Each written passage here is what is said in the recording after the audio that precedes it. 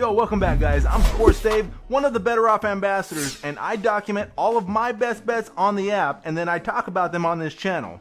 Subscribe and tap the bell if you want to stay tuned for future videos. This Friday, there's plenty of action going down and I have a few picks that I'm going to share for these games right here. So, let's get started with our first game, but before we do, make sure you hook a brother up and tap that like button. The Heat head to Hotlanta for Game 3 of this series. The Heat open as a 3-point favorite, but is now down to 1 with Caesar Sportsbook. The total was at 221.5 when I last checked after opening at 220. The Hawks are probably a little dazed and confused after the Heat hit them with the new Welcome to Miami remix down in Florida. Yeah. Miami is up 2-0 on the series, and apparently there's a lot of money coming in for Atlanta to get the bounce back win on their home court.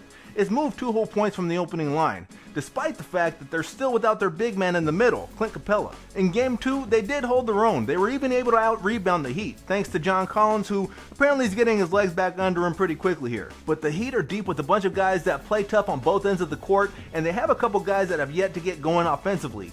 I don't think that they've played their best ball yet is what I'm basically saying. I expect a well-rounded performance from this Heat team. They have to on the road. They strike me as a team that will not take this opportunity for granted to take a commanding lead in this series. At -1, give me the Heat. I locked it in with Caesar Sportsbook. BettorOff has a long list of sportsbooks for you to shop for the best numbers. Whatever your pick is, it's always smart to check the BettorOff app first so that you can find out where you can get the best possible numbers. It's free to use.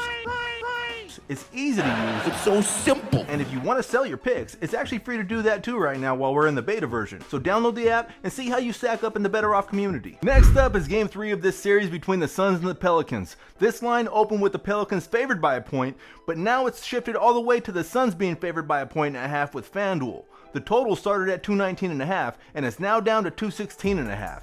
This seems like a great time to panic for the Suns. Everybody panic!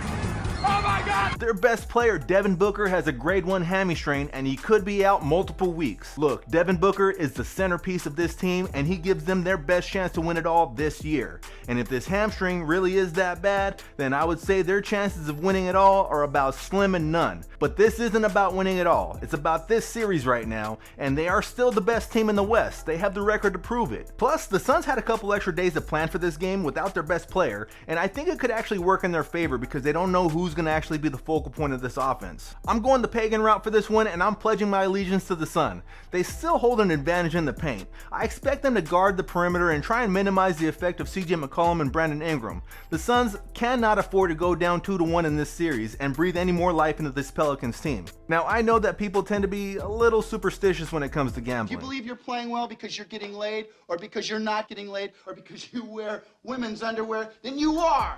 Hey, it's gambling. I've been guilty of it myself. In fact, lately, my picks have not been doing all that well. I want the truth! You can't handle the truth! Hey, I can admit it. I mean, it's pretty hard to run or hide from the truth when you're uploading videos to YouTube every other day. I take full responsibility. Some of the picks that I've shared weren't very good, and some of them actually were good picks and they still lost. Some people, they like to call those bad beats. I do my best to stay away from calling any loss a bad beat. I've had my share of ugly wins as well, but to constantly call losses bad beats kind of helps screw people to the ground and help them think that they're set up for failure. Like there's some sort of gambling god changing the outcomes of games simply because you bet on them. Sometimes you just gotta get over yourself and realize that maybe you made a good pick on a bad day. It happens. The only way to truly sustain yourself during rough patches is by practicing good bankroll management. And as a matter of fact, I actually made a couple videos about the whole subject. So if you want to check them out after this video. The Dodgers are coming to Petco Park to play the Padres for the first of many games for the season. Los Angeles is sending lefty Julio Urias to start this game, and San Diego is sending Nick Martinez. DraftKings has the Dodgers favored on the money line at -160. The Padres are +140. The total is at 8.